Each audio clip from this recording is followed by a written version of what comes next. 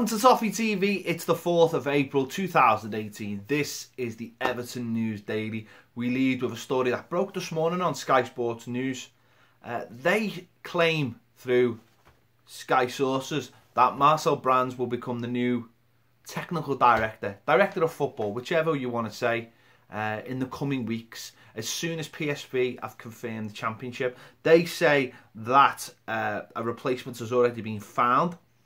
And it's all signed and sealed and ready to go. PSV could win the league as early as a week Saturday, I think, when they play Ajax. I think if they win at the weekend and beat Ajax, they will become the champions. So, yeah, they're claiming it. And normally when Sky claim things, when they put things out, there's normally a high probability rate that it's going to happen. Although Dutch media, or some of the Dutch media today, said PSV are in the dark about the situation, which is, you know, what you'd understand them to say, so it doesn't really mean anything either way. Apparently there's going to be a board meeting today, or has been a board meeting today, to basically rubber stamp it. But you wouldn't imagine Sky were plucking this out of nowhere. So, you know, there's no smoke without fire. And, you know, it's an interesting one. It's a man that we've been linked with for a while. The 55-year-old, his agent is Mino Raiola, of course, Romelu Lukaku's agent, Paul Pogba, Zlatan's agent, and, well, basically what Everton want to do, or what Farhad Moshiri wants to do, is use Raiola and Brands' contacts to bring players to Everton Football Club, which I suppose in theory is a really, really good idea. In practice, we'll have to wait and see. We'll have to wait and see if it happens for a start, and then whether, you know, we can use. But that's the purpose of it. If you've watched the Tuesday topic this week, you'll see them discussing it. Seen as highlighting the fact that maybe, you know, we should have gone for a tried and tested man who knew the job when we created the position at Everton. And maybe by going for Marcel Brands, that's exactly what we're doing. He's been touted in the past as possibly joining Chelsea in a similar role, but it looks like possibly Everton might have got in there first and got their man. We'll find out. A story we covered yesterday, Frank Fabra, there was talk in the Argentine media that Everton had done a deal, struck a deal. Well, there's been an update on that. Everton haven't struck a deal, which I think we all probably presumed anyway. And said Boca Juniors are looking for $9 million for him, which again we said yesterday.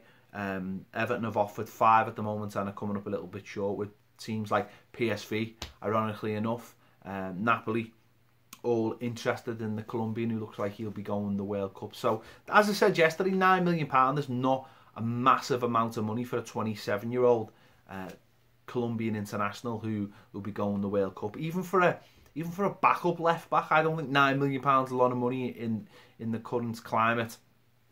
So we'll have to wait and see whether that one will get done or whether it's just paper talk. And if it is getting done, who's doing it? Lots of links between Fabra and Brands, I'm told by reliable people on Twitter. It's one of his kind of signings. So yeah, that's an update on that. Let's wait and see whether Everton will go for that, whether they're in the market for it. The Turkish media are saying that Everton are after Oguzhan Ozyukup from Besiktas. He is a free agent in the summer, and he can go anywhere he wants. And apparently he wants to sign for Everton to link up with Cenk Tosun. He wants to get back with his mate, helping to score goals for the man. And that is what is going to get him to Everton. Again, another signing. How do you do a signing if your manager and your director of football are up in the air and you're looking to bring a new director of football in? I don't know. I honestly don't know. But that's the link in the Turkish paper, Aksam. So we'll wait and see. This is not the first time we've been linked with the player. We've been linked with him before. And as I say, it's a strong link. It's been linked before, and hopefully with the pull of Cenk Tosun. I say hopefully, like I know anything about him, like he's a good player. I honestly don't know. I should get out the habit of saying hopefully.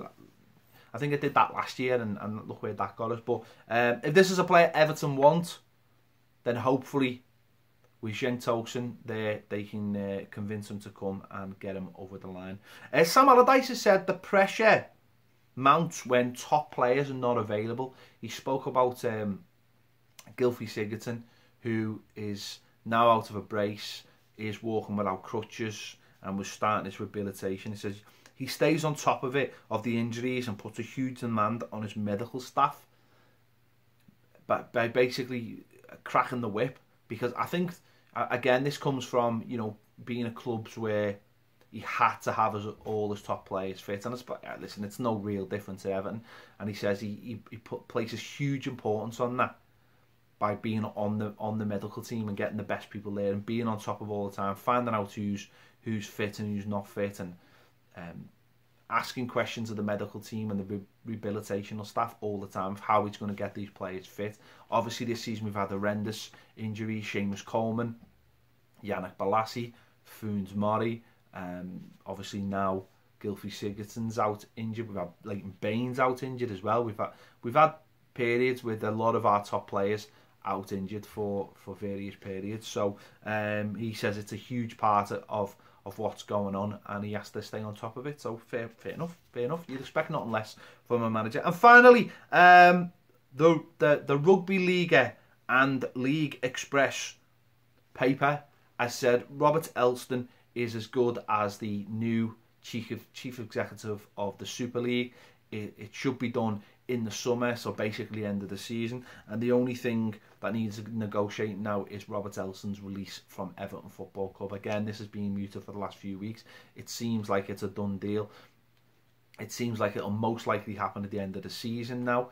You know, when Everton can go away and quietly sort this out. Obviously, Robert Elston's had a large deal recently with the stadium. You wonder whether that's gathered a little bit of pace. We've seen this week the graphics, obviously. So you wonder that maybe if that's gone a little bit further down, and that might hasten the release of Robert Elston, or certainly Everton are happy to see him go now that the stadium is in a place where it seems like it's not far from being sorted. Again, Joe Anderson said last week on the Everton Business Matters podcast that they were just weeks away from the due diligence on the finance. Then they had to go to the council, and Everton hoped to put some planning permission in by October time. So hopefully that'll all get done. Hopefully, if Robert Elston's leaving, he will be replaced by someone with fantastic credentials to take Everton forward. We've seen yesterday the Tottenham Hotspur chief executive's on £6 million a year. £6 million a year he's on. That shows you the level of job he must be doing.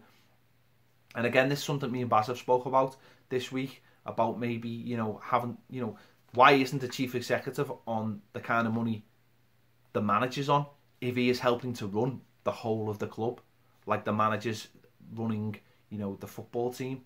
Why isn't he on similar money to run the football club? Maybe if he was on similar money, if they're throwing this silly money at football at managers to come in, why aren't they offering that similar money to people coming and run the club?